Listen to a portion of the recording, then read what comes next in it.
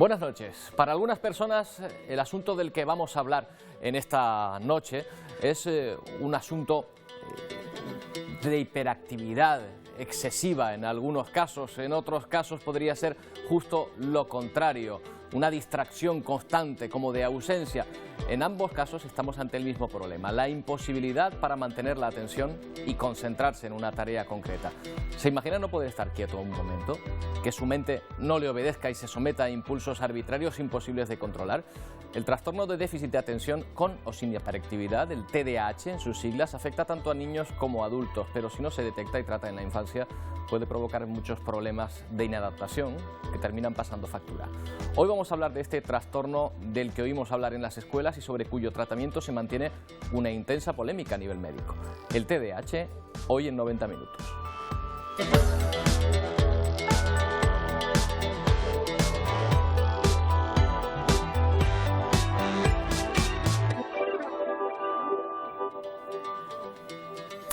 En Canarias tenemos una expresión, niños desinquietos, que no hace justicia a quienes sufren este trastorno, porque en muchos casos la hiperactividad no está presente. La imposibilidad para concentrarse y para afrontar cualquier tarea es el elemento que define el TDAH. Muchos lo conocemos a través de los colegios, donde existe un tratamiento específico para estos casos y en cuya implantación Canarias ha sido pionera. Esther Moreno es psicopedagoga, pero también padece TDAH y tiene 3 hijos con este trastorno del comportamiento. Esther, ¿qué tal? Buenas noches. Hola, buenas noches, Roberto. Ayúdenme, en primer lugar, a definir de lo que estamos hablando. ¿Es una enfermedad mental, un problema del comportamiento, un trastorno? ¿Cómo lo definiría? Bueno, una enfermedad no se podría decir que es una enfermedad. Un trastorno es un trastorno, de hecho lo dice en las siglas, trastorno por déficit de atención.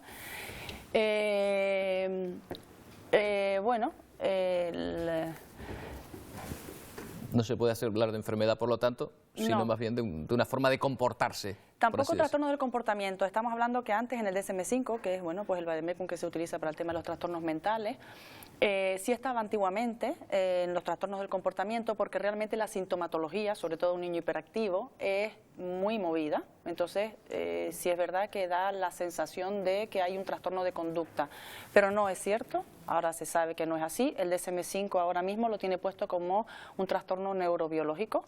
Ya está demostrado que es un trastorno neurobiológico. Tenemos dificultades, déficits en 2 neurotransmisores, la dopamina y la noradrenalina, pues que rigen muchísimas cosas, entre ellas pues la atención, la concentración, la motivación, las emociones y la capacidad de parar.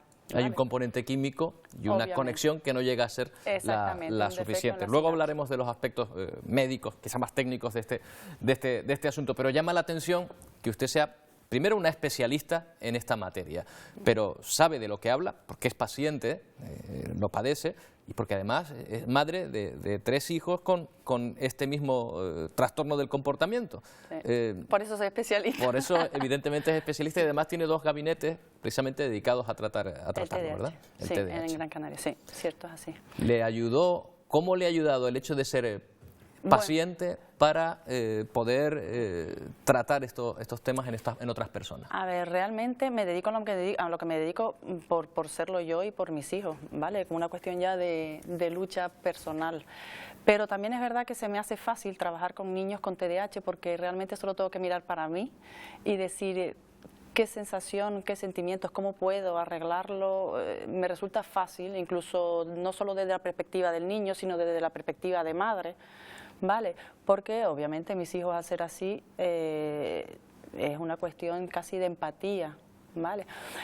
No me resulta complicado, es verdad que no me resulta complicado, pero a veces llego a preguntarme por qué a los demás les resulta complicado, porque no lo es tanto. A la hora de la verdad simplemente rige un poco de paciencia, necesitas un poquito más de atención, pero niños que están diagnosticados y niños que realmente llevan unas pautas y que siguen es fácil. El problema viene casi a ser, el problema grueso, yo creo, que viene a ser todavía el tema de quien lo pone en duda, ¿no? ¿Quién pone en duda que esto existe, que no existe? Hasta hace unos años es verdad que era una polémica mucho más con mucha más controversia. Ahora no tanto, ahora es lo que menos peleamos. Sí peleamos para que estos niños salgan adelante, para que se siga el protocolo, porque hay un protocolo específico para ellos, tanto en sanidad como en educación. Y bueno, ahora mismo ese es el... En educación, que es lo que yo más me muevo, es la forma de enseñar. Es la forma de enseñar lo que realmente me preocupa, porque es verdad que no son niños que aprenden de una forma, por decirlo de alguna manera, normal.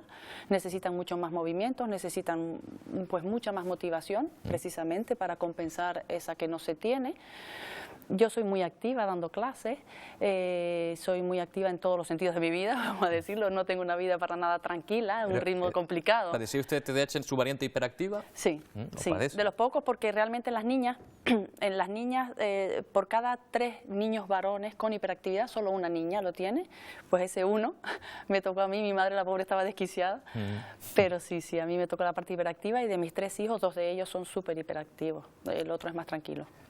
Claro, casi entrando en lo personal, pero usted vio rápidamente o reconoció rápidamente los síntomas de hiperactividad en su familia, perdón, de TDAH en su familia. Sí, y aún así, dedicándome a lo que me dedico, los 2 mayores me costó lo más grande conseguir el diagnóstico, porque ya te digo que las personas que lo atendían al grande, sobre todo, ya me cuestionaban a mí como madre, no eres tú la que no sabe poner normas, eres tú la que... Y todavía me siguen llegando al gabinete madres, pero yo creo que mínimo una por semana, que van a un especialista y vienen llorando, me han dicho que no sirvo como madre.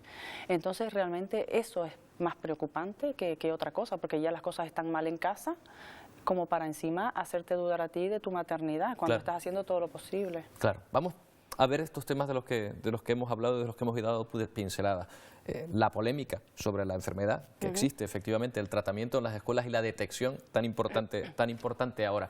Porque una de las cuestiones que observamos en primer lugar del TDAH es su alta incidencia.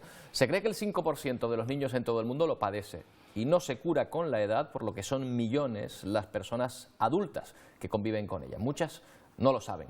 Les invitamos a acompañar a Alicia Suárez en este recorrido por el mundo de quienes no pueden hacer que su mente pare un momento. Cerca de 1 millón de personas podrían padecer TDAH en España. En Canarias, la cifra asciende a unos 3.000 diagnosticados. Son datos estimados porque no existe un registro oficial de personas afectadas. El trastorno por el déficit de atención se evidencia durante la infancia. De hecho, 1 de cada 20 escolares tiene TDAH. Además, es más frecuente entre los niños que entre las niñas. Cerca del 80% de esos niños continúa padeciéndolo en la adolescencia y entre un 30 y un 60% también en la edad adulta. Solo el 4% de los españoles sabe qué es el TDAH, el trastorno por déficit de atención e hiperactividad. Tiene un carácter neurobiológico y las personas que lo padecen sufren dificultades para concentrarse y en algunos casos también hiperactividad e impulsividad. En la Universidad de Las Palmas de Gran Canaria encontramos un ejemplo de cómo, con un tratamiento, las personas con TDAH pueden hacer una vida completamente normal. Cintia de Armas es estudiante de tercero de Derecho.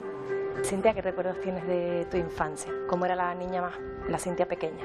Era una Cintia muy inquieta, o sea, yo no podía estar en una misma situación durante mucho tiempo. Tenía que levantarme y a todos lados pues iba corriendo, ¿no? Este es mi hermano Pablo, tiene 7 años. Todos dicen que no está quieto nunca, que no se concentra y se distrae con cualquier cosa. No entiende muy bien qué le pasa. Existen 2 tipos diferenciados de síntomas del TDAH, desde problemas para regular la atención, para mantener la concentración durante un periodo de tiempo más o menos largo, hasta otros síntomas relacionados con el comportamiento, mayor hiperactividad motriz, interferir en las actividades de los demás, ser impulsivos a la hora de contestar, pero estos síntomas aparecen en función del tipo de trastorno que presente cada persona.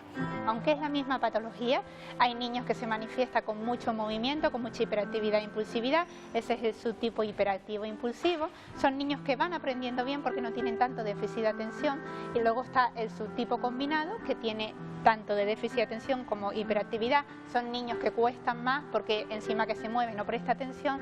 Y luego tenemos el tercer subtipo, que son los niños inatentos o el déficit de atención, que son niños que cuesta mucho más diagnosticar porque no molestan, no se mueven y están ahí en el fondo de la clase, pero no se están enterando de nada. Pero el TDAH no es un trastorno del comportamiento, sino una disfunción del desarrollo cerebral. Uno nace con TDAH. La causa del TDAH, la primera causa es genética.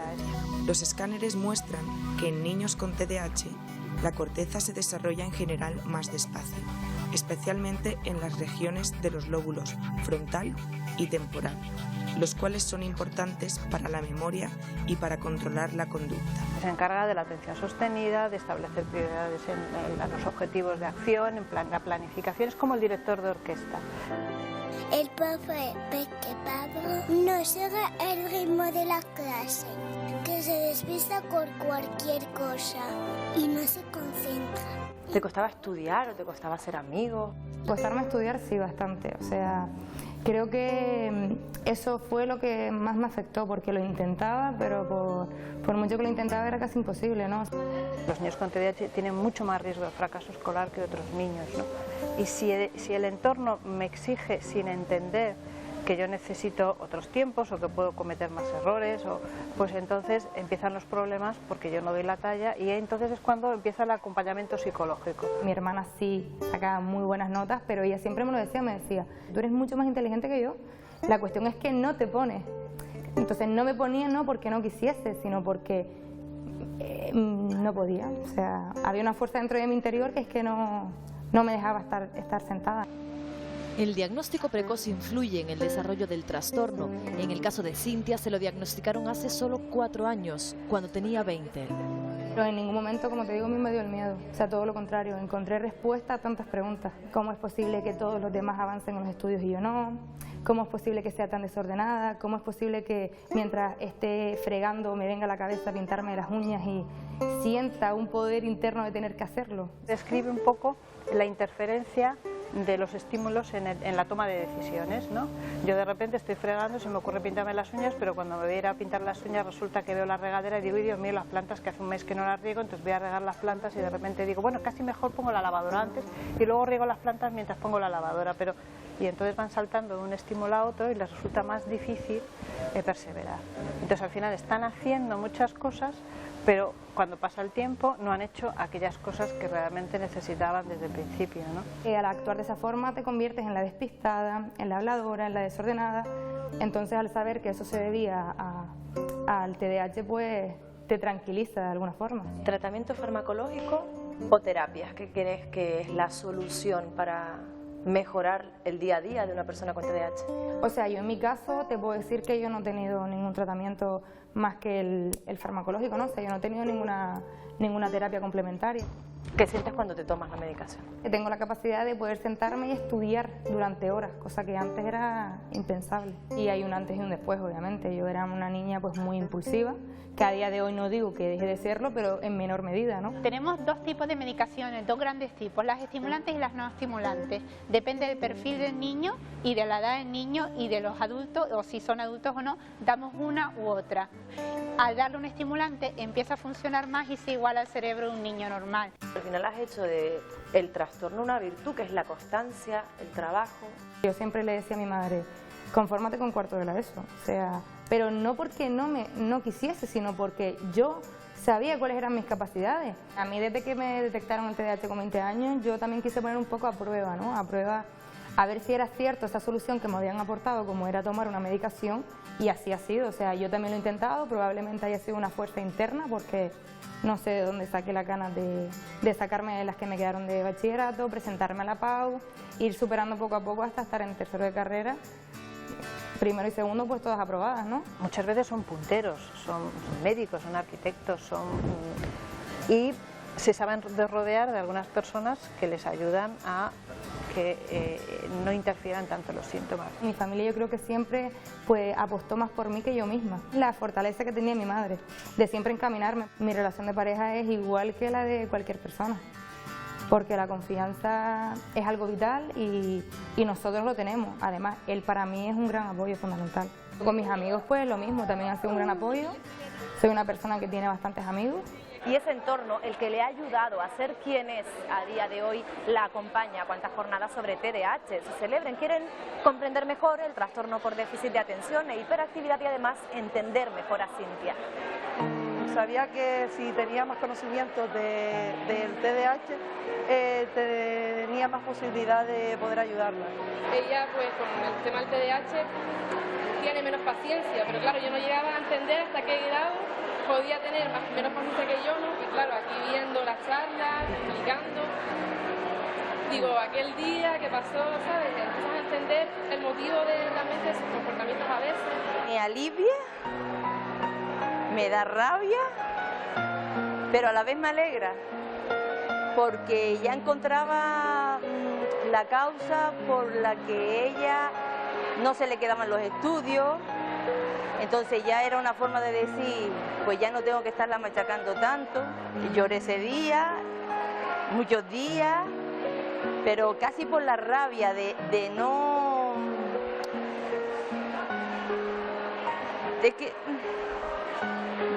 me lo dijeran antes. Cuando un papá se encuentra con otro papá que tiene el mismo problema, realmente la culpa, esa culpa con la que van cargando desde que son pequeños, pues se va mitigando, porque es, mira, no soy el único que tiene un niño que no para. Entonces, han cambiado mucho las cosas y las asociaciones tienen mucho que ver. Hay más de 40 asociaciones en España de padres y la revolución del TDAH en España la empezaron los padres, no la empezaron los médicos. Y hay un campo abierto y hay que estar luchando, a los padres también, para que esto se vaya ampliando y que haya más medios, desde la sanidad, colegio, todo el entorno familiar, porque las etiquetas te las tienes que ir guardando y siempre tienes que ir defendiendo a tu hijo. Y ¿sabes? Y siempre poniéndole a la gente, no es que es así, porque qué malcriado es o qué contestaciones, pero yo sabía que tenía un problema, entonces yo solamente les digo que no miren lo que la gente les diga, que miren por su hijo, que es lo que importa. Si yo he podido, los demás también podrán, que hay que tener fuerza de voluntad, hay que tener ganas y sobre todo ganas de superarte, porque el trastorno pues es un poco complicado, pero hay que hacerlo más llevadero y no poner más límites de los que ya el trastorno nos pone.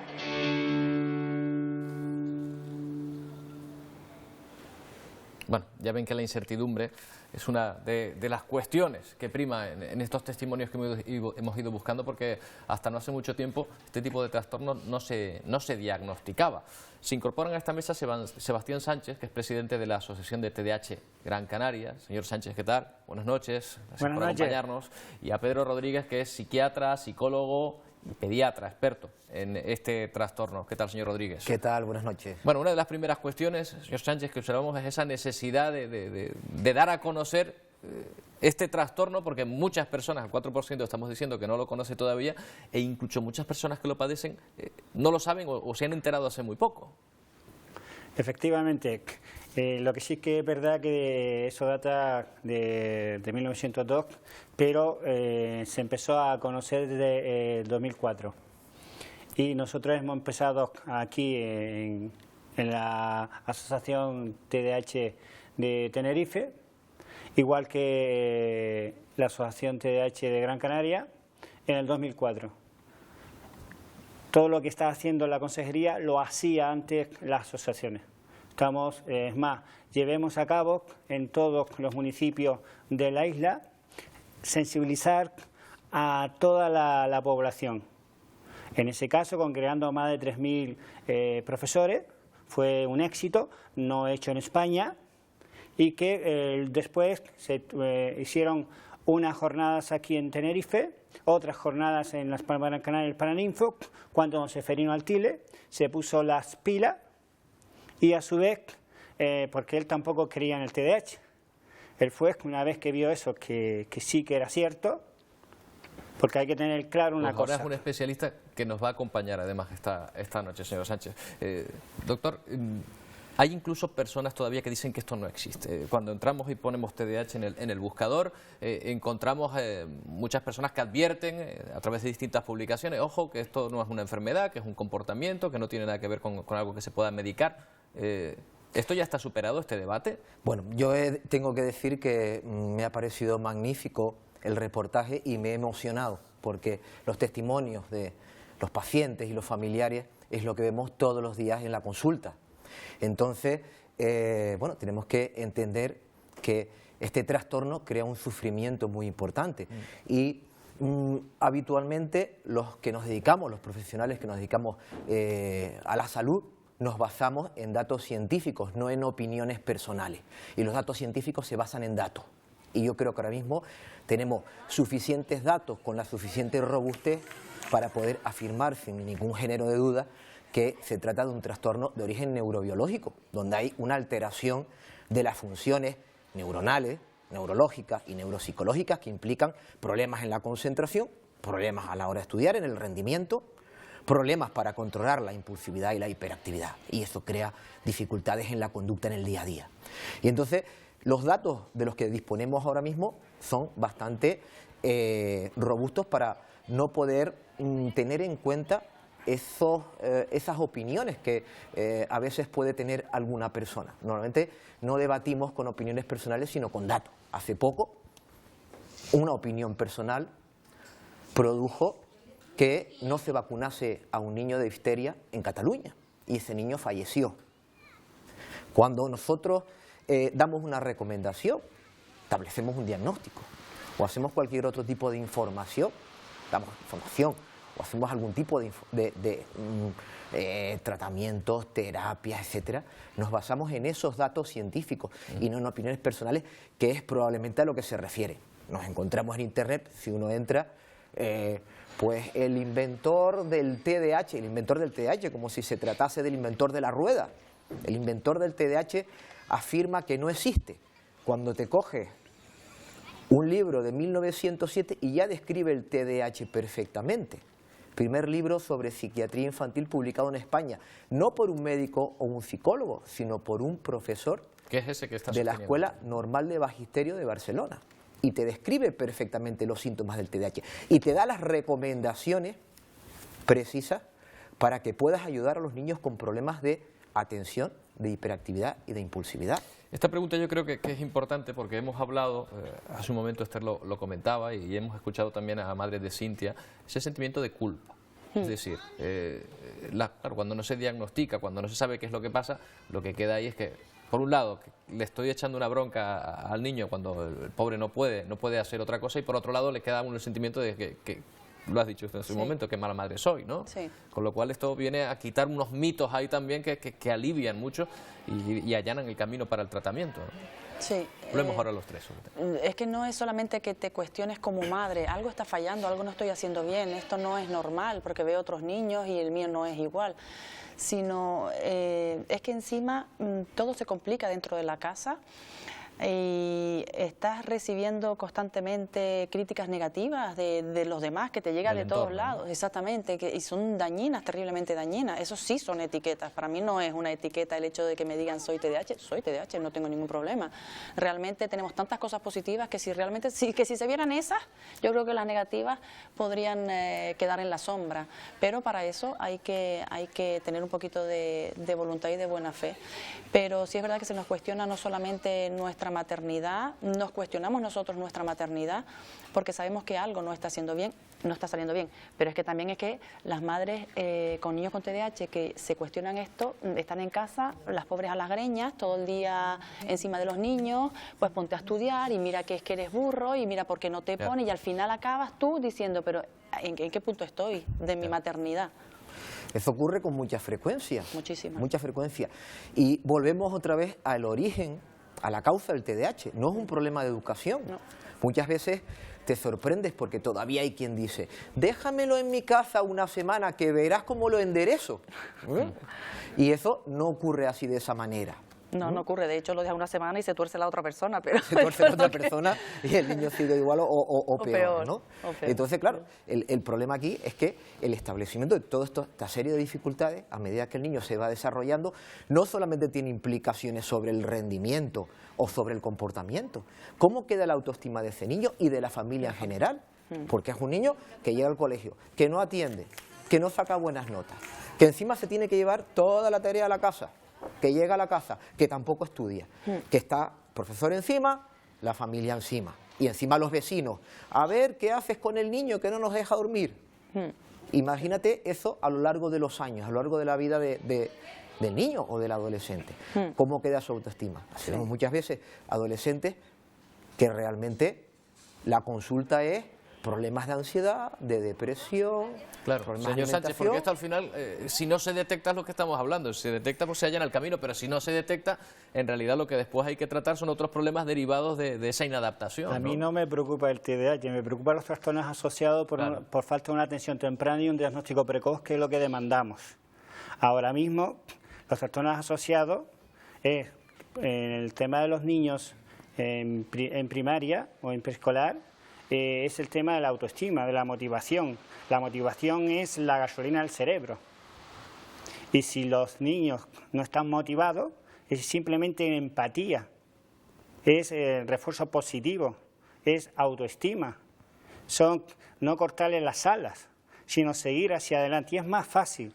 Lo que pasa es que se llama una cosa que es voluntad, que es vocación, y es desde la familia, desde sanidad, desde la educación, es donde tenemos que estar implicados todos, entre otras cosas, porque la educación es tarea de todos, y entre otras cosas tenemos que tener claro una cosa, y es que estamos hablando de factor de riesgo, estamos hablando de absentismo escolar, estamos hablando de abandono escolar, estamos hablando de fracaso escolar. Claro, y de muchos problemas que se derivan después de esta... Por una falta de respuesta precoz. ¿Están encontrando comprensión a la hora de explicar este trastorno en la comunidad educativa, en los compañeros, en las instituciones públicas? O todavía no del todo. Vamos mejorando, vamos mejorando, es verdad, no sería correcto decir lo contrario, porque no es así. Sí es verdad que hemos ido avanzando, ya te digo, como te comenté antes, hasta hace poco peleábamos y discutíamos. De hecho, los dos hijos míos mayores, uno tiene 12 años, otro 8 y el otro 6, pero con los dos grandes sí es verdad que me fue bastante complicado. Hay cierta reticencia todavía, incluso por profesionales. Es verdad que no es la mayoría, gracias a Dios, son pocos los que van quedando, pero esos pocos dejan muchas vidas atrás, porque son niños, estamos hablando de que según estadísticas, llegar a la universidad en niños que no tienen TDAH y niños que tienen TDAH, estamos hablando de que de los que llegan con TDAH pueden ser un 2%, un 3%. Es importante el diagnóstico, lo vamos a ver a continuación, y después el tratamiento en el entorno escolar también, que lo vamos a ver a continuación, porque lo lógico es que estas personas no se les separe de su entorno escolar habitual, ¿verdad? Hay una que no se creen unas aulas separadas para ellos, quiero decir, lo lógico es que se integren dentro de las que están. La integración social entre todos. Dígame, es más, Sebastián. hay una cosa que hay que decirla con letras grandes, con negrita y subrayada. La formación. Si tenemos formación, se puede trabajar con estos niños. Si no tienes formación, igual que el diagnóstico precoz. Tenemos que tener una formación a los pediatras, que son los que tienen que hacer el diagnóstico de los 0 a 13 años y de los 14 hacia adelante el médico de familia. Va usted a ver a profesionales, a profesores que ya están implicados en esta materia, en esta labor. Porque ya hemos visto cómo se define, cómo se manifiesta este TDAH. Los primeros signos comienzan desde la infancia y la importancia de detectar cuanto antes estos comportamientos. Por eso los colegios tienen un papel determinante en su detección y para activar los mecanismos para prevenir desde el primer momento. Nos lo cuesta Raquel González. Una detección e intervención desde la infancia serán determinantes para que el trastorno evolucione favorablemente. Generalmente son los profesores en los centros escolares los primeros en detectar que algo no marcha bien. Es bastante complicado detectar de forma muy concreta un problema de este tipo. Lo que sí pues sueles atender un poco pues a niños con mucha impulsividad, que les cueste centrar la atención. Cuando les pides la escalera numérica y empiezan a colocar pues, el número el 1, el 2, el 3, pues hay niños que cuando llegan al 4, al 5 o antes, pues ya no son capaces de centrar la atención y entonces pues ya empiezan a hacer construcciones, empiezan a poner uno encima de otro, o a jugar a intentar encajar, o solo cojo los 4 y hago una montaña, porque es a lo mejor lo que les entretiene más. Entonces, o bien les pides que hagan una escalera más pequeña, que llegue a un número inferior, o me siento y consigues que termine la tarea y consiga el mismo nivel de éxito, que es lo importante. Si trabajando en el aula las dificultades persisten, la segunda parada es en el Departamento de Orientación, que hará una valoración completa.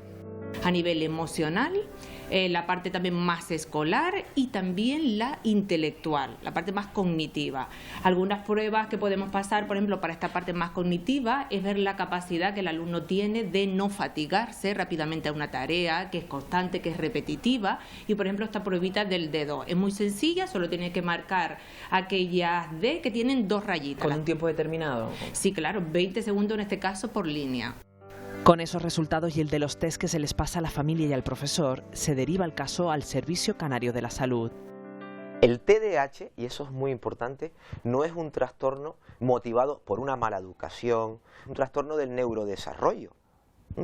Y el problema fundamental es que la zona del cerebro que dirige nuestra capacidad de concentración funciona en un menor nivel del que tendría que funcionar. Se podría hacer un símil con una orquesta, en la que los músicos tendrían talento y la capacidad necesaria para tocar a la perfección.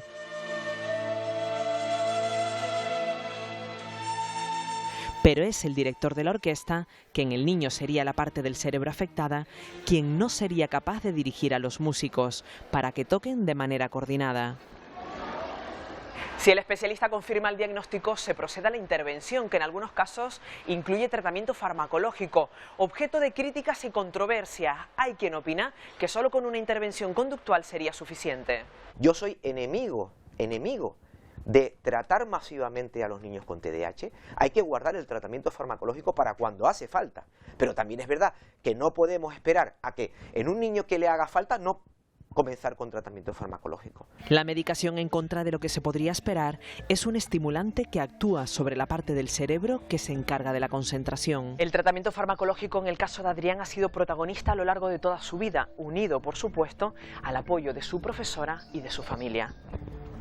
Sin fármaco yo no sé dónde hubiera llegado. De hecho, lo bueno que ha tenido el fármaco en su vida es que él, a ver cómo lo explico, él ha interiorizado como suyas conductas que eran mediadas por la medicación. Él, si no tomaba medicación, no se podía estar quieto, daba vueltas alrededor de las personas, no se podía estar quieto. Con la medicación, él se estaba quieto. Como desde tan chiquitito, desde los 6 años, la empezó a tomar, él ha crecido pensando que él es capaz de estarse quieto, como cosa suya, hasta el día de hoy, que ha decidido ya desde hace un par de años que él no toma más medicación. Marisa, que era su profesora en aquel momento, fue fundamental porque la segunda dosis recayó sobre ella la responsabilidad de tenérsela que dar. Se me plantea pues eso, el hecho de tener a un niño con un gran reto, cómo tratarlo, si vas a confundirte o no sé, son una serie de circunstancias que vives en el momento y que vas aprendiendo el día a día. El hecho de esa conexión con los padres es crucial para que todo funcione. Una lucha larga y dura que después del tiempo, en el caso de Marisa, ha dejado una estrecha amistad entre madre y maestra. Entre risas y miradas cómplices se cuelan las anécdotas. El acompañamiento en los casos de TDAH es imprescindible a lo largo de todo el desarrollo del niño. De no tenerlo, las consecuencias podrían ser dramáticas. Que nos tenemos que dar cuenta de esto, que siempre hay gente dispuesta a decirle al niño lo malo que es. Y que ahí tienes que estar tú para que ese niño pueda crecer como otro cualquiera. Muchas veces cambio de pareja, conductas sexuales de riesgo, problemas de comportamiento de todo tipo, pérdidas laborales cuando no se diagnostica y se implementa un tratamiento a tiempo, que puede ser psicológico, psicopedagógico o incluso farmacológico, las probabilidades de dificultades en el comportamiento importantes de trastornos disociales, de delincuencia, de terminar en la cárcel, son elevadas. Hay algunas series que dicen que incluso por encima del 40%. Pero con la implicación y el trabajo coordinado de especialistas, profesores, orientadores y por supuesto la familia, el niño va a poder tener una vida completamente normalizada y alcanzar las metas que se propongan en el futuro.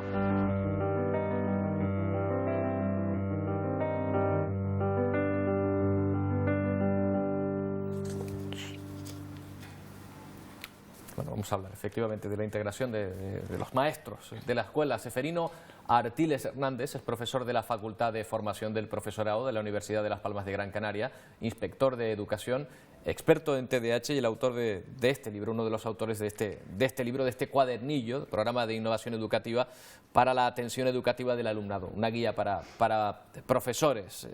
¿Qué tal? Buenas noches, gracias por acompañarnos, Seferino. Gracias a ustedes por invitarme. Es un placer estar aquí y al lado de todos los protagonistas de esta ola tremenda a favor del TDAH, en la que me siento parte de esa familia, ¿no? Hay que decir que Canarias ha sido pionera en esto, en crear un protocolo para acompañar a los niños que tienen TDAH y también para acompañar a los educadores, a los maestros, a que sepan cómo tratarlos, ¿verdad? Todo esto partió del año 2005, donde el Parlamento de Canarias instó al Gobierno de Canarias a que profundizara y estudiara el tema del TDAH. A partir de ahí, junto con la presión también que hacían las asociaciones de padres, entre ellos Chano, que tanto lo menciona, que nosotros estábamos muy metidos con el tema de altas capacidades, dio lugar a que ya se pusiera todo tipo de cuestiones relativas al TDAH. Y ya en 2008 salió una resolución separando el TDAH de todos los trastornos graves de conducta y por tanto haciéndolo visible. Eso se concretó después en un decreto en el año 2010, donde también estaba ya el TDAH fuera de los trastornos graves de conducta y por tanto visualizándolo, que a su vez se desarrolló en una orden donde aparecía la definición mucho más contundente, la manera de detección temprana, y después en una resolución posterior a esa orden donde ya se daban instrucciones concretas de cómo tenían que actuar los profesores cuando tenía un alumno en clase. Todo eso fue en cadena y evidentemente con el impulso y la ayuda de las asociaciones, de la voluntad política del momento, del gobierno que estaba y de los dirigentes y de la directora general del momento, Victoria Ares. En fin, que todo eso conformó que se hiciera una labor magnífica que después nos han ido imitando, ¿no? Esta normativa, de alguna forma, lo que ha venido es a poner sobre la mesa una manera de visualizar el TDAH, hacerlo visible mediante la detección temprana. Se recogía en esta normativa la detección temprana. Esa detección temprana que es la clave que se ha mencionado varias veces esta noche aquí. Se ha determinado y se ha fijado también los criterios de actuación del profesorado en las aulas y fruto de todo esto en 2011 también se estableció un convenio que yo creo que ha sido un hito de coordinación entre sanidad y educación, dada que la identificación la hacen los médicos y por tanto ese convenio ha facilitado que haya una coordinación entre las dos administraciones sanitarias y educativas, ¿no?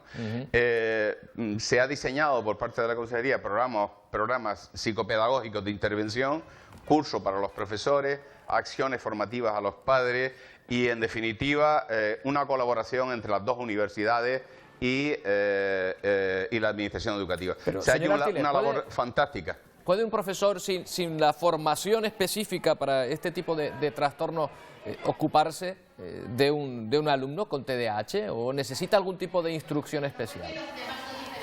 Bueno, la instrucción mínima, indispensable, está recogida en la normativa y no es una orientación, es una obligación, es de obligado cumplimiento. Hace referencia a temas como cómo plantear los exámenes, cómo tratarlo, relacionarse con él, las tareas, cómo planteárselas también, las instrucciones, en definitiva, una serie de medidas que ayudan a que el alumno sea tratado en función de su singularidad. Y por tanto, aunque no tenga ni idea de este asunto, tendrá que cumplir una serie de conductas una serie de acciones que faciliten la atención educativa que requiere la respuesta de estos niños, ¿no? Eso está recogido en una norma. Señor Artiles, ¿este protocolo también incluye, digamos, la explicación a los compañeros de clase de esta persona de lo que le está ocurriendo, de por qué no puede prestar atención a nada, por qué es tan impulsivo? Esa Para es la mayor integración, digo. Sí, es una cuestión delicada. Normalmente ese tema se deja al arbitrio de la opinión de los padres y del niño, dependiendo de la edad del niño, ¿no? Porque es un tema que no es obligatorio, que tiene sus ventajas e inconvenientes y que se deja un poco a la intención que el padre pueda tener o quiera tener sobre el asunto, ¿no? Le incluyo en esta mesa en la que nos encontramos, señor Artiles, porque lo que está claro que se consigue de esta manera es lo primero, es quitar el estigma, que es una de las cuestiones más graves, por lo que estamos hablando aquí. Sí, se sigue manteniendo que ser TDAH es una etiqueta. Yo pienso que no, que es todo lo contrario. Yo pienso que etiqueta es cuando te están diciendo durante toda la vida, y te lo digo por experiencia, eres una vaga, eres una gandula, eres mala, porque yo era tremendamente inquieta. De hecho, mi madre, la pobre, me decía, yo lo único que quiero es que el día de mañana tengas uno como tú, ¿no? Pues 3 tengo, igual que yo. Así que bueno. Pero la realidad es que se sigue todavía manteniendo una perspectiva un poco confusa acerca de que los TDAH tenemos que ser malos o que somos vagos porque sí.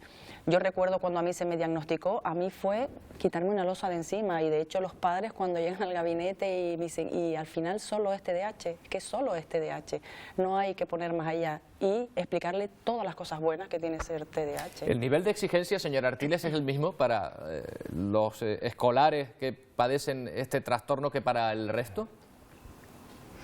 El nivel de exigencia académico sí, el currículum es el mismo, a no ser que el alumno requiera una adaptación curricular. Entonces, si tiene una adaptación curricular, hay que ajustarle el currículum a sus necesidades educativas. Por tanto, la respuesta tiene que ir encaminada en esa adaptación curricular. Con lo cual conseguimos ya de entrada quitar el estigma, encauzar a estas personas y hacer que puedan convivir con su enfermedad, con su trastorno.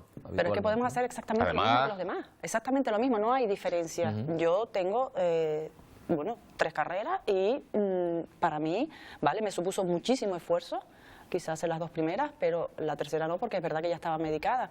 Pero podemos hacer exactamente lo mismo, que quizás no lo podemos hacer de la misma manera, o que tenemos que esforzarnos mucho más, o que tenemos que saltar más vallas. La saltamos. Seferino, ¿va a decir algo? Sí, iba a decir que aparte en los centros hay los planes de atención a la diversidad, los planes de convivencia, que de alguna manera abarcan también respuestas destinadas a este tipo de alumnos.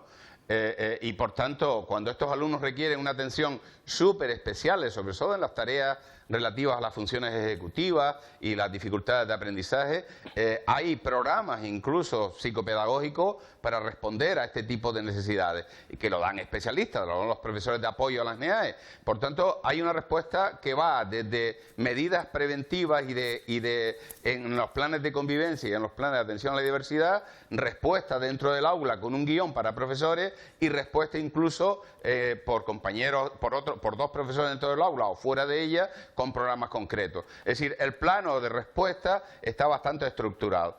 Pues señor Artiles, nos alegramos de que en este caso sí hayamos sido pioneros, por lo menos en este aspecto, y eso nos enorgullece. Muchas gracias por atendernos, buenas noches. Buenas noches y un saludo a todos y a todas. Hacemos una pausa y volvemos enseguida para seguir hablando del TDAH, no tardamos.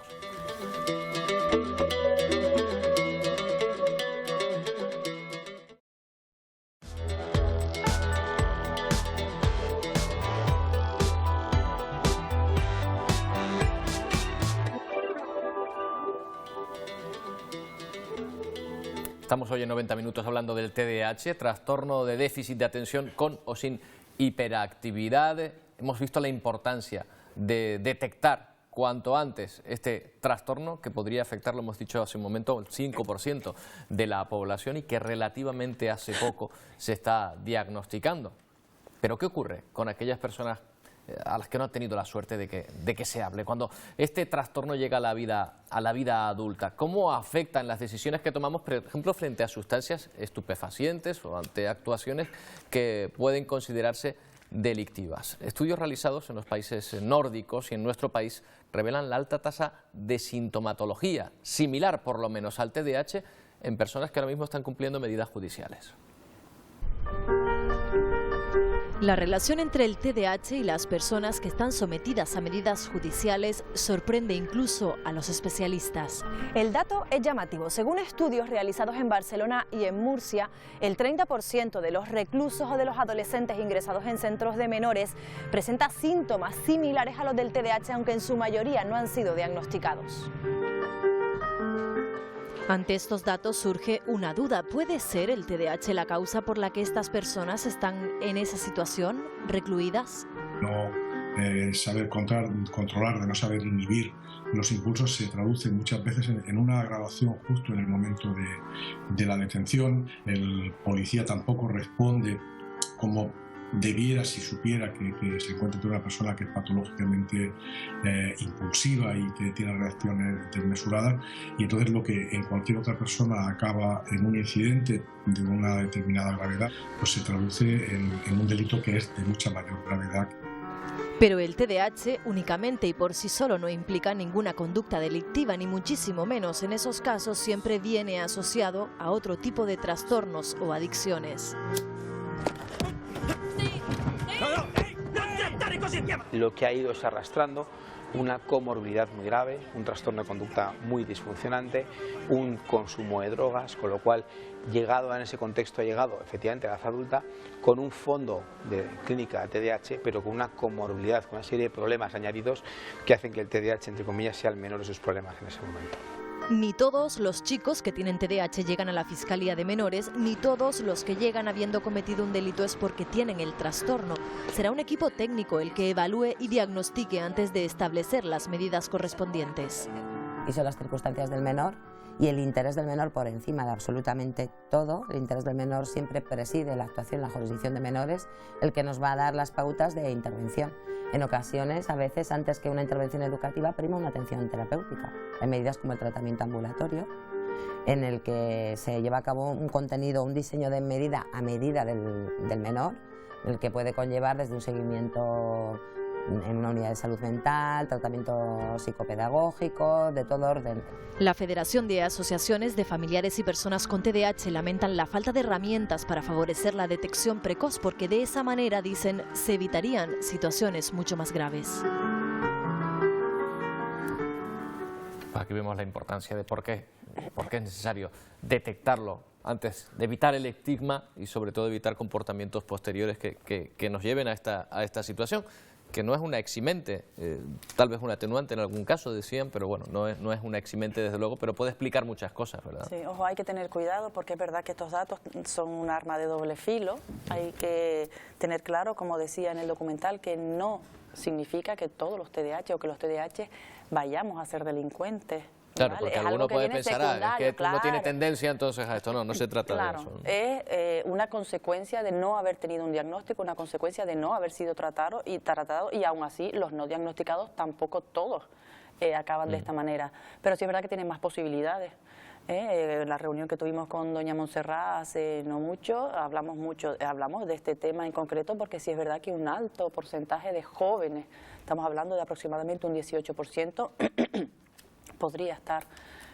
podría evitarse en centros de menores, sobre todo, a la hora de que si se hubieran diagnosticado no estarían en esa situación. Está el tema también de los estupefacientes. Si uno se comporte de una forma más impulsiva, doctor, está claramente más indefenso ante el estímulo que supone el acercarse, por ejemplo, al mundo de las drogas, ¿no? Claro, la importancia de estos datos está sobre todo en la necesidad del diagnóstico precoz. Si nosotros podemos detectar e intervenir desde un punto de vista multidisciplinar, con todos los profesionales que tenemos que estar ahí, podemos probablemente disminuir la probabilidad, porque nunca podemos eliminarla totalmente, pero por lo menos disminuir esa probabilidad de que existan conductas de riesgo de todo tipo. Existen cientos de estudios, algunos tan curiosos como que indican que hay más probabilidad de tener accidentes de tráfico o de retirada del carnet de conducir en las personas con TDAH. Y eso desde un punto de vista de una circunstancia leve, pero a partir de ahí hay una mayor probabilidad de tener otras dificultades que ya son más graves. El trastorno por uso de sustancias, consumo de estupefacientes, probabilidad de cometer actos delictivos, y a partir de ahí se puede sacar esa conclusión. Necesitamos un diagnóstico precoz, necesitamos estar todas las administraciones unidas para que no se nos escape el diagnóstico de ningún niño, ningún adolescente, y podemos intervenir precozmente. Doctor, una de las cuestiones que nos planteamos los que no conocemos a fondo este asunto, ¿la medicación es necesaria siempre? No. Le oíamos hace un momento decir que usted no medicaría si no fuese necesario. Exactamente. Ahora mismo, desgraciadamente, existe un porcentaje de niños, adolescentes y adultos que sí precisarían ser medicados, porque la medicación se reserva para cuando las dificultades del trastorno, del comportamiento, hiperactividad, impulsividad, déficit de atención, son moderadas o graves. También es verdad que muchas veces se tiende a banalizar la medicación, y en el otro extremo está niños que a lo mejor no necesitarían ser medicados, que se pueden utilizar otras estrategias con ellos previos, y que a veces se tiende a la solución fácil o sencilla. Yo creo que los dos extremos son erróneos. Tenemos que tener claros cuáles son los puntos cardinales para dirigir nuestro diagnóstico entre TDAH leve, en el que podemos realizar una intervención previa, psicológica, psicopedagógica, psicoterapéutica, y a partir de ahí, moderados o graves, donde podemos valorar si se puede o no utilizar medicación. Claro, se da el caso, señor Sánchez, de personas a lo mejor que ya una vez están diagnosticados, escogen la medicación a lo mejor para determinados momentos, para exámenes o para determinadas circunstancias en las que tiene que estar plenamente concentrado, o no es así, porque veo a usted que hace así un gesto. A ver, yo ahora mismo... pero por lo que hemos indagado. Yo te pongo el ejemplo de mi hijo. Tiene 21 años, está haciendo dirección de cocina, ha terminado bachiller, ha terminado la PAO, ha hecho el examen del ciclo superior, y él sí que es verdad que sin tratamiento se nota más respingón, pero con el tratamiento tiene más concentración, tiene más atención, igual que... ¿Y él elige cuándo tomar el tratamiento y cuándo no? No, es que llegan al momento de que están, date cuenta que empiezan a los 5 años, 6 años tomando el tratamiento, por lo cual están hasta las narices del tratamiento, pero gracias al tratamiento, menos rabieta, menos impulsividades, y a su vez es una herramienta de no haber enfrentamiento. Es importante. Sí. También hay que decir una cosa, el tratamiento farmacológico no es agua milagrosa. Si hay una respuesta multidisciplinar, el tratamiento va a hacer su efecto, como lo ha comentado el doctor.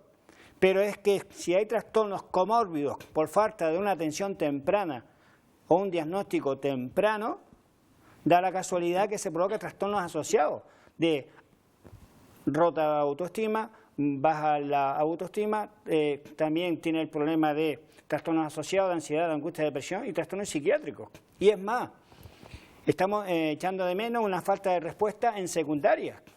Estamos hablando que en secundaria nos preocupa que los niños titulen grado de la ESO.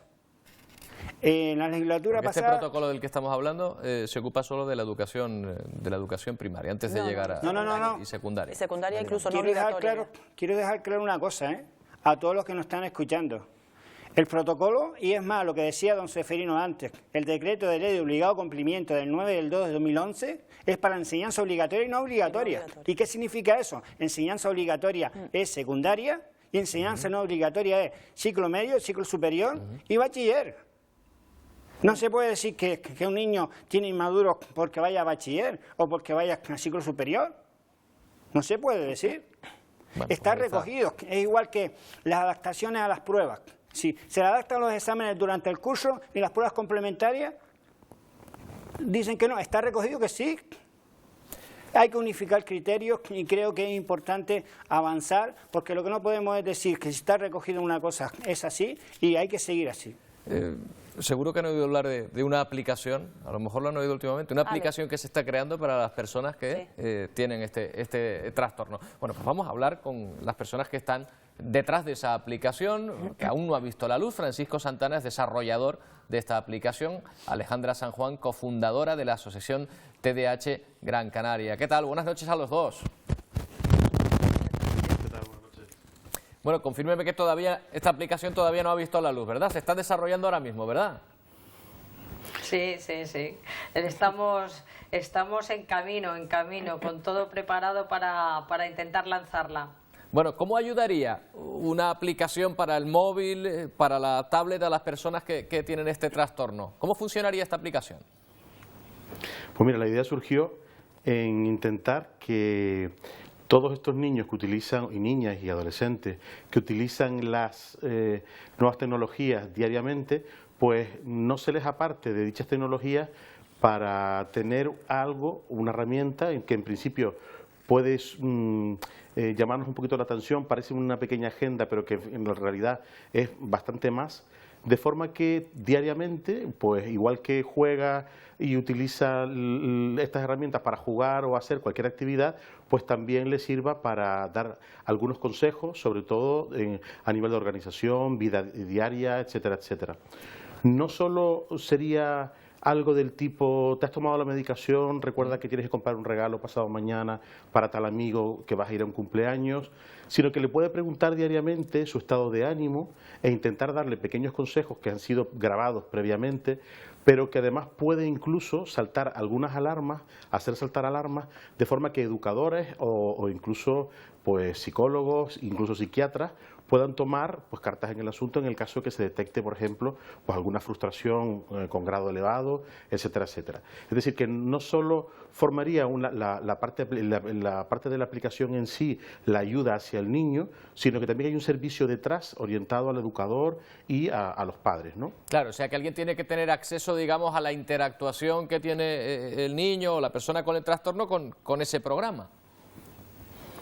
Sí, porque un poco la idea es que más o menos las preguntas están bastante tipificadas porque, bueno, como tú has dicho, pues soy la fundadora de hace ya un montón de años esta asociación, estamos donde estamos, yo estoy súper emocionada porque cuando veo el programa de este tipo y a todas las familias que podemos llegar, esa angustia que cuando tienes un hijo que no sabes qué es lo que está pasando, ahora ya se diagnostica muchísimo mejor lo que es el TDAH y hay muchísimas más ayudas, por ende, porque todos estamos trabajando en el mismo camino y no nos agotamos porque los niños no se agotan y entonces a nosotros nos hacen seguir también avanzando.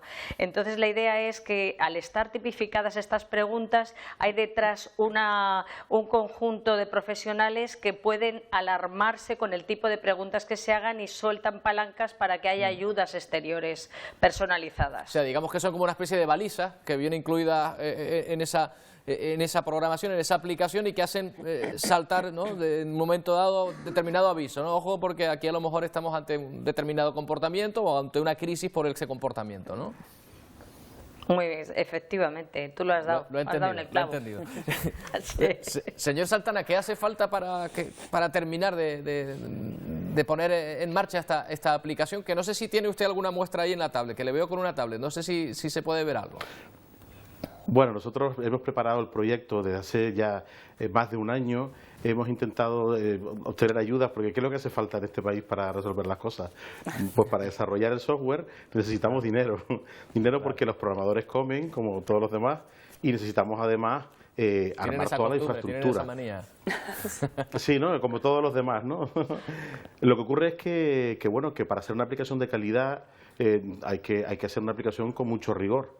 Claro. Y para ello pues se necesita personal competente, sobre todo ingenieros informáticos que además no solo coordinen el proyecto, sino que haga que además el niño no le parezca una aplicación en plan si A entonces B y que conteste como si fuera un robot. Aquí la idea, de hecho el nombre se llama ALE TDAH, Amigo Leal Especial, para el TDAH, ¿no? La idea es que se convierta en un amigo en el que el niño, el adolescente, no se dé cuenta de que está interactuando con una máquina.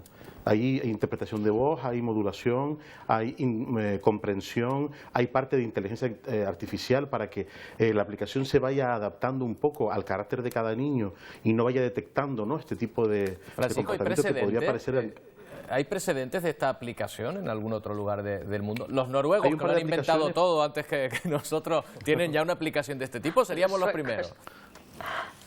Bueno, yo no sé si somos los primeros. Sí que hay un par de aplicaciones que intentan hacer una primera parte, que es la parte más fácil, que es la de construir una agenda que ayude al niño o niña. Entonces, esa parte es mucho más sencilla, ¿no? Hay muchísimos organizadores que te ayudan, ¿no? Pero la idea nuestra va mucho más allá, ¿no? La parte, digamos, la parte organizativa es una ayuda que para mí, como más padre de una niña TDAH, lo considero algo un poco secundario. A mí me asusta más toda la parte que hay detrás que el niño, sin darse cuenta, está proyectando, la aplicación es capaz de contenerla y de transmitir las alarmas a los educadores o a los terapeutas, ¿no? No, lo digo porque puede ser una herramienta además exportable, lo cual ayudaría a su intención de sacarla adelante. Nosotros la tenemos diseñada para hacerlo en varios idiomas. Francisco, Alejandra, no tenemos tiempo para más. Esperamos ver esa aplicación pronto desarrollada y al servicio de todas las personas que lo necesiten. Gracias por atendernos. Gracias a ustedes. Bueno, pues ahí está, incluso una aplicación que está en marcha y que podría salir. Me surge la duda, ¿cómo debemos comportarnos con las personas que sufren este trastorno? A la hora de... Como con cualquier persona. Claro, pero me refiero a la hora... Claro, la respuesta es obvia, pero a la hora de, usted decía a lo mejor, no paraba quieta, no quiero que me estigmaticen, es decir, niño, para quieto, o eso no sirve de nada y hay que ir por otro lado. Lo importante es la explicación siempre. Sí. Lo que estábamos hablando antes, que realmente lo que estigmatiza no es tanto una supuesta etiqueta diagnóstica como la presión increíble a la que el niño y la familia se ve sometido constantemente, ¿no? Entonces yo creo que lo más importante es poder explicar qué es lo que está sucediendo.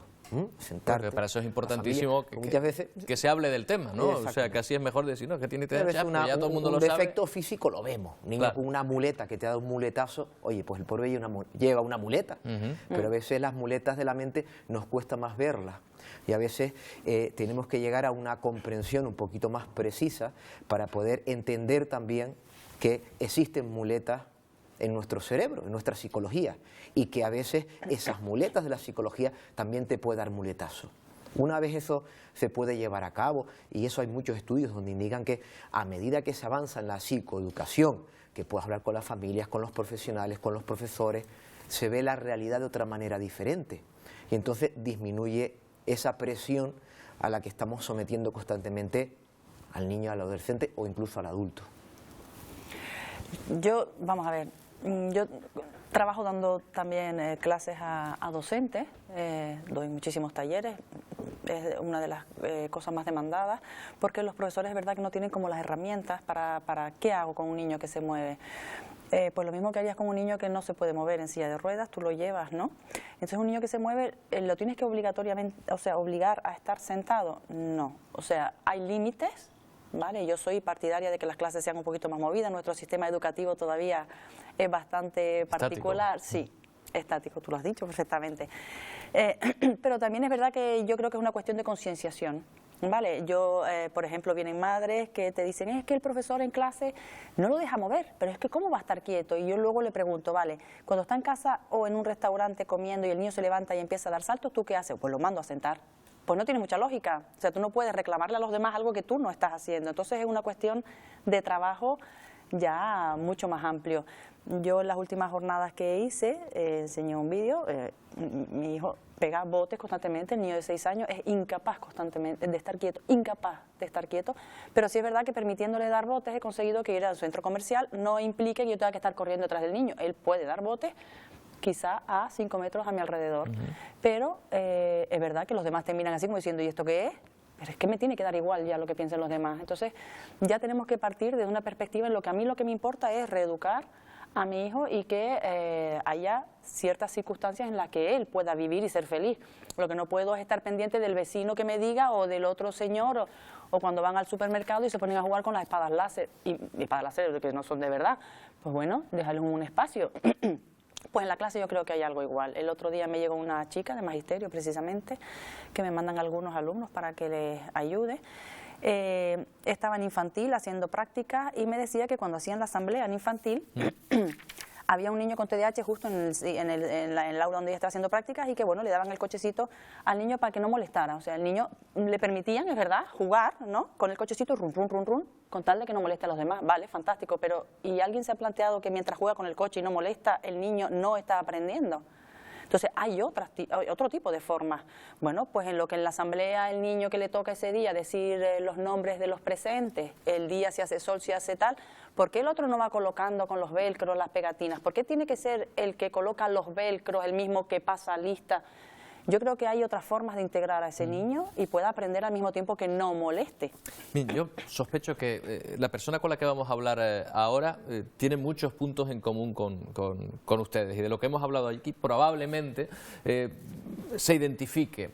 Esta semana va a haber en Gran Canaria concretamente un congreso en torno al Asperger. Muchas personas padecen también este trastorno. Vamos a hablar con Dasil Coello, es una de las organizadoras, directora de Escuela del Conocimiento, pero no nos está oyendo en este momento, pero nos va a contar pues precisamente en qué consiste este síndrome de Asperger. Nos encontramos de nuevo con otro trastorno que es desconocido para buena parte de la población y también que estará provocando también muchos problemas de adaptación, que, insisto, es el principal problema con el que nos encontramos, lo que acompaña a un trastorno que, por lo que estoy viendo, hablando con ustedes, con el tratamiento adecuado no presenta demasiado problema. De hecho, es un trastorno que se da muy en común con el TDAH. Casi me parece que es sencillo. Seguro que tiene su complicación, pero una vez diagnosticado parece que tiene su... Asperger es un subtipo de autismo. Ahora bien, dentro del síndrome de Asperger existen también diferentes grados, del más leve al más grave. Una de las características que tiene, precisamente hablando de Asperger y TDAH, es que hay una frecuencia elevada de coexistencia, eso se llama comorbilidad. Niños que tienen este subtipo de autismo y que además tienen sobre todo dificultades de concentración, TDAH subtipo o de predominio inatento. Entonces muchas veces la complejidad estriba en la necesidad de aplicar dos tipos diferentes de intervención, interaccionando entre ellas para resolver la expresión sintomatológica que en ese momento tenga mayor gravedad, si es las dificultades Asperger, autismo, o son las dificultades de atención y a veces impulsividad, hiperactividad, comportamiento y rendimiento. Claro, que se encontrarán con los mismos problemas del que hemos hablado, ¿no? La incomprensión, la estigmatización, probablemente, y después los problemas que deriven de todo ello, ¿no? Sin embargo, quizás el síndrome de Asperger más TDAH unido se puede encontrar con más personas que puedan establecer una ayuda, porque se nota más, por así decirlo, ¿no? No pasa quizás tan desapercibido como simplemente un problema de comportamiento o rendimiento como el TDAH, ¿no? Es más evidente. Puede ser más evidente. Vamos a preguntárselo a Dasil Coello, que ya nos escucha, directora de la Escuela del Conocimiento. Señora Coello, ¿qué tal? Buenas noches. Hola, buenas noches, Roberto, ¿qué tal? Bueno, decía que probablemente se siente identificada con muchas de las cuestiones que hemos hablado aquí, ¿verdad? Bueno, sí, nos sentimos identificadas con algunas de ellas, pero realmente el síndrome de Asperger pues, es un síndrome completamente diferente. Claro. Y si bien es cierto que hay algunos niños en los que se puede combinar el Asperger con cierta hiperactividad o trastorno de déficit por atención, pues no se da en todos los casos. Sí, yo le he traído aquí no por el hecho de que tengan algo que ver un trastorno con el otro, sino primero con la coincidencia en ese congreso que se va a celebrar esta semana y después con la importancia de dar a conocer este tipo de trastornos, porque desde luego ese diagnóstico me imagino que ayudará muchísimo después a su tratamiento, ¿verdad? Sí, efectivamente, tenemos el Congreso, como bien dice Roberto, empezamos el día 18, 19 y 20 de febrero, haciéndolo coincidir el día 18 de febrero con motivo del Día Mundial, el Día Internacional del Síndrome de Asperger. Efectivamente, el diagnóstico en cualquier niño, y me imagino que en cualquier patología, siempre va a marcar un antes y un después. En el caso de los menores con síndrome de Asperger, pues ya se les encuentra un sentido a sus comportamientos, una definición y por lo tanto una manera más, digamos, efectiva de poder ayudarles en su crecimiento y en su desarrollo. ¿Cómo se reconoce habitualmente, al margen de que en algunos casos sea más evidente que otros, a una persona con este síndrome? Sí, bueno, el síndrome de Asperger se encuentra dentro de los trastornos del espectro autista, es decir, estaría englobado en una forma de autismo leve que se considera de alto funcionamiento. Por lo tanto, tiene algunas características similares a un autismo y tiene otras que no coinciden en absoluto. Las primeras señales de alarma que se podrían dar en la primera infancia serían que el niño no responde a su nombre o que no mira a la cara cuando tiene una conversación, o que no es capaz de mantener una conversación fluida, sino que siempre la enfoca en sus intereses obsesivos. Normalmente de pequeños suelen ser pues los trenes, los aviones, los transportes, y está totalmente focalizado en esos intereses y es imposible de acceder de una manera fluida a una conversación con él mismo. Cuando los padres se encuentran con estas primeras señales, siempre se recomienda pues que acudan a un especialista en este caso. Claro, ¿y en qué se traduce después eso? ¿Cuáles son los principales problemas que tienen? ¿Son problemas de adaptación también con lo que estamos hablando o hay una imposibilidad a lo mejor para adquirir conocimientos, por ejemplo, en la escuela? No, Roberto, vamos a ver, el síndrome de Asperger lo que supone es una imposibilidad o una ausencia de habilidades sociales. Es decir, estos niños interactúan con la sociedad de una manera completamente diferente. Ellos no entienden el mundo como lo entendemos el resto de las personas. Sin embargo, su cociente intelectual puede estar perfectamente normal o en algunos casos incluso superiores a la media. Es decir, pueden ser niños brillantes, niños muy inteligentes, niños con un expediente absolutamente brillante que son incapaces luego de atarse un zapato o de saludar cuando entran en un salón. Para ellos las normas sociales y las normas convencionales que el resto de las personas damos por lógica, para ellos son un absurdo. Es decir, el tener que decirle a una persona que algo le sienta bien cuando a lo mejor realmente le sienta mal, para ellos es un absurdo. Es decir, hay que enseñarles a mentir, la mentira social, comportarse, etcétera, en un contexto que para ellos es completamente desconocido, donde se mueven como ciegos en ese contexto, ¿no? Bueno, hablaremos de este asunto en los próximos días, señora Coello, porque además tengo entendido que vienen expertos en este tema de todo el mundo, ¿verdad? Sí, afortunadamente en este primer Congreso Nacional sobre el Síndrome de Asperger podemos contar con profesionales de prácticamente de muchísimas ciudades de España, es decir, contamos con Sevilla, con la Universidad de Burgos, de Barcelona, de Valencia, y son personas, pues bueno, son primeros espadas, por decirlo de alguna manera, del mundo del Asperger. La verdad es que no hay un congreso precedente en Canarias sobre este síndrome y creemos que es una oportunidad muy grande pues para hacerlo coincidir bien con el Día Internacional y a la vez para poderlo dar a conocer al resto de la sociedad, que todavía sigue siendo un gran desconocido. Dasil Coello, buenas noches, gracias por atendernos. A ustedes, muchísimas gracias. Bueno, hemos traído el Asperger a esta mesa, no porque coincidan en la sintomatología, ni mucho menos, pero sí porque la importancia del conocimiento de este tipo de enfermedades, mejor dicho, de trastornos, pues puede ayudar a todas las personas que lo padecen, como hemos comentado esta noche. Muchas gracias por acompañarnos, por explicarnos un poco más sobre lo que es el TDAH y espero que a partir de ahora pues mucha más gente pues pueda conocerlo. Sí, ahí después me gustaría leer a todos los rincones de la comunidad autónoma de Canarias un poema. Si es breve, sí. Chano. Va, yo lo hago rápido. Venga, adelante. A ver, maestro, ¿me cortará la sala? Maestro, no puedes imaginar cuándo me gustaría simpatizarte.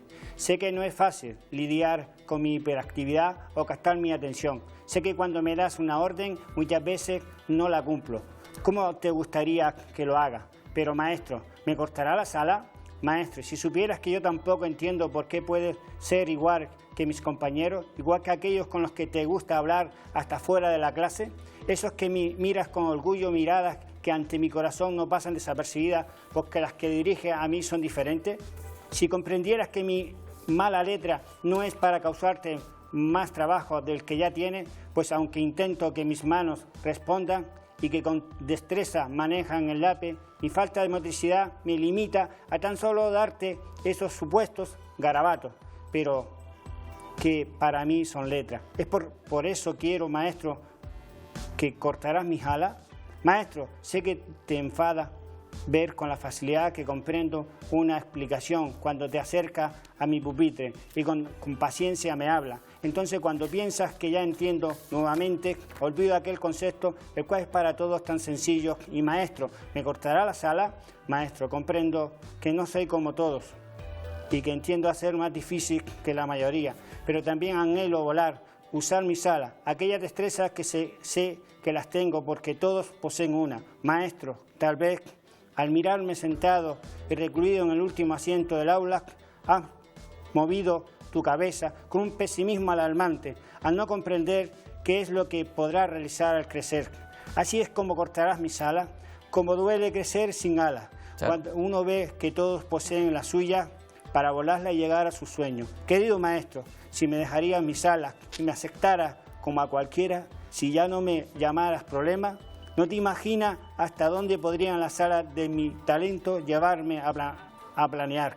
Y te aseguro, un día te sentirás orgulloso, porque dirías, este artista, este científico, ese hombre de bien está ahí, porque fui el tutor que con su dedicación aquellas alas hizo crecer y madurar. Estimado maestro, ¿aún me cortará las alas o sería el motor que me impulse a despegar? ¿Nos dio tiempo a terminarlo? Justito. Justito. Sí, justito. Pues chapó, que llega a todos los hogares. Chano, Pedro, Esther, muchas gracias por acompañarnos. Buenas noches. Buenas noches y muchas gracias. Y a todos ustedes por acompañarnos también en este 90 minutos. Buenas noches.